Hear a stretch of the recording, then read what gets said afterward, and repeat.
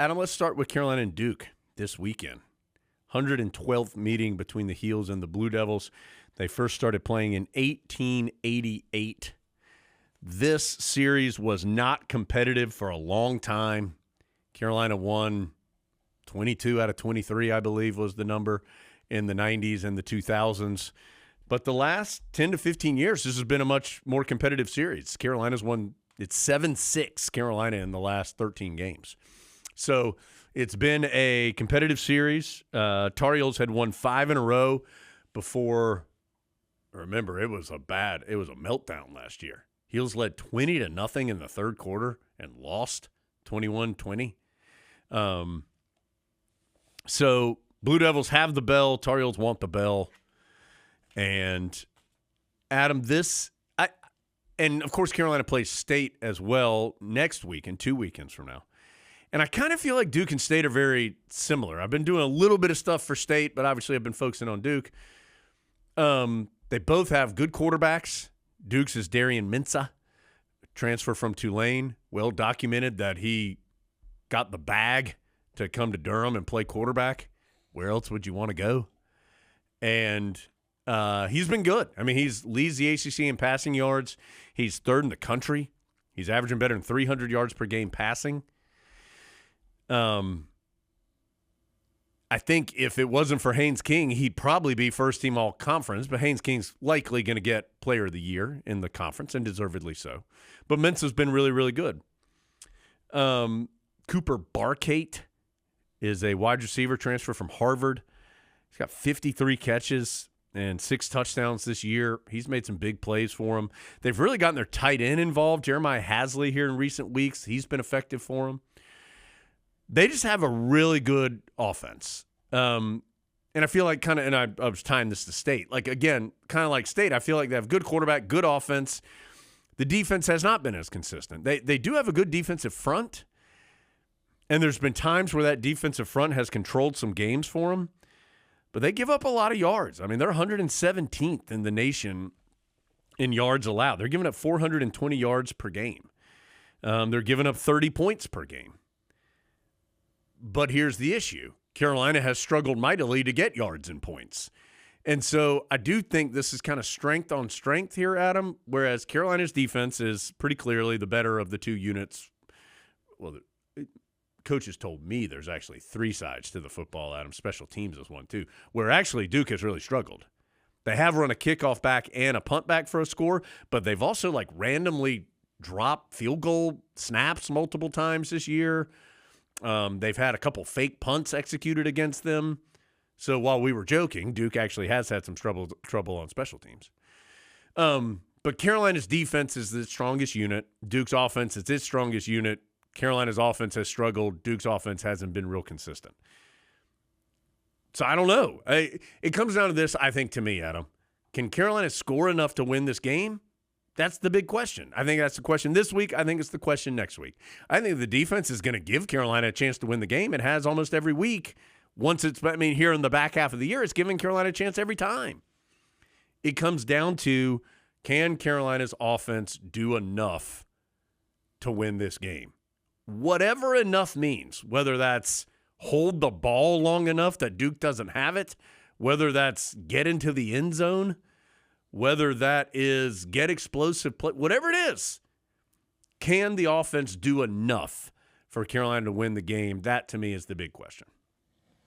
Which can get closer to average, the Duke defense or the Carolina offense? Whichever of those two gets closer to just league average, that's probably who wins the game. Duke's defense has been bad.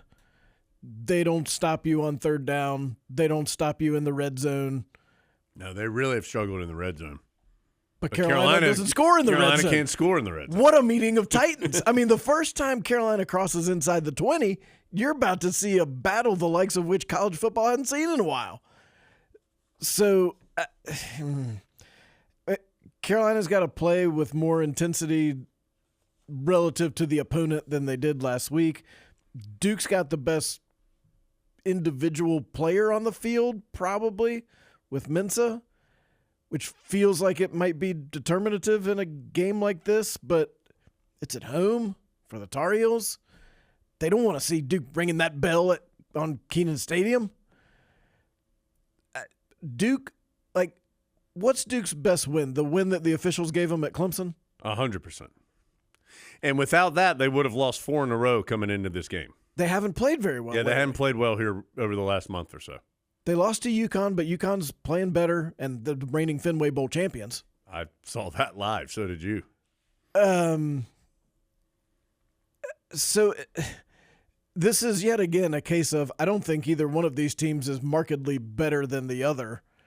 You could convince me of anything. Ultimately, the fact that Duke has the best player on the field is concerning. I texted Jones about this week. A lot of talk about the Tar Heels and bowl eligibility. I think the Tar Heels can make a bowl at 5-7. Yeah, APR comes into play at that point. And Carolina is ranked very highly on the year that they're using for this year's bowls. The two above them are going to make it no matter what, which means in theory they would be the first 5-7 team picked. You might only need one more win. But would that even – well, that's a discussion for another day when it happens. Yeah. Right now the discussion is, can Carolina beat Duke at Kenan Stadium? Bill Belichick against Manny Diaz. Bill Belichick, some nice things to say about Manny Diaz. He did have nice things to say. I mean, the Carolina defense against the Duke offense is interesting, but the other side is so much more interesting. Yeah. I can't put my finger on why Duke hasn't been better than it. Like, there was serious talk about Duke going to the playoff this year, and winning the ACC. And now they were in the mix still to get to the championship game before their loss to Virginia last week. It's been a weird year for them. I mean, they have some good players. Now, we mentioned the defense. They have been injured. They've had some key guys hurt on the defensive side. And there have been moments where that defensive front has dominated. I mean, the first half against Illinois, Adam, I know you watched Duke, Illinois back in September. The first half of that game, Duke was in the backfield every play, it felt like. Like, Illinois couldn't do anything. But it feels, and again, this is a outsider's opinion. It feels like, Duke was 6-1 in one-score games last year. It kind of feels like it's regressed to the mean this year, where just some things have happened to them at bad time. They've muffed up, like the Illinois game. They were in control early and muffed a punt and gave Illinois a really short field, and they scored and then kind of flipped the momentum. There have been several times where they've gotten into the red zone and fumbled. I mean, they fumbled like 4 times in the red zone this year. And so they've had I mentioned the field goal snaps. They've just dropped 2 field goal snaps. They had one play against Georgia Tech where they had dominated the game. I think it was their first 2 drives. They dominated. Duke did. Fumbled inside the 5. Georgia Tech picked it up and ran it back 95 yards for a touchdown. Then Duke drove down the field again, and they dropped the snap on a field goal attempt. They could have easily been up 10-0, and instead they were down 7-0. And so there have just been some things like that have hurt them as well. So I don't know. I think Duke has some good players. I do, particularly on the offensive side and particularly on the defensive front. But I don't think that Duke – I don't know what the line is. I don't know any of that. But I don't think they should be heavily favored in this. Neither of these teams has shown that they are capable of 100% going out and doing exactly what they want and winning the game. Neither one of them has done that this year. In what appears to be a close game, Duke's inability to consistently kick field goals. Yeah, they've struggled. They've struggled. Todd Polino, 11 of 16 in field goals this year. Plus, as I mentioned, there have been some mistakes as well. And the Tar Heels got a lot of confidence in that area at the moment. If they can keep them from being blocked. Well, once the kick is away, Jones. Yeah. So, Carolina's offensive line is going to be under pressure. It has not been good the last 2 weeks. Even Stanford win. And, Adam, I do think one last thing here. Carolina's got to find a way to run the ball. I mean, Carolina can't line up and say, okay, we're passing it. We know we're passing it, but we're going to block you up and have something happen on the back end and we're going to complete this for 17 yards, even though we all know what we're doing here. Like, Carolina needs the run game to provide some deception in play action and to just keep the threat of either play occurring. Now, some of that is formation. Carolina's gone empty a ton, and when you are an empty, you're obviously either going to quarterback draw or pass it. And so that has been an area that has hurt Carolina here as of late.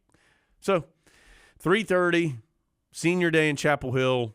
Always an odd senior day when you've had a big coaching transition, and especially now with so many new players. And even Michael Lombardi was like, the eligibility of some guys, how many years they have left is confusing, and it is. So Carolina, last I heard, it was going to be between 20 and 25 Tar Heels that were going to be honored. And there are some very familiar names, Will Hardy, Austin Blaskey, Kobe Paysor. So, there's some guys that for sure are going to be honored who have played some significant snaps. And even guys like Andrew Simpson, who are one-year guys at Carolina, but who have been big parts of the team this year. Gavin Gibson, another. So, senior day as well, and Tar Heels looking for a big win. Carolina Duke, battle for the victory bell. 3:30. We're on the air at 2:30. Kenan Stadium.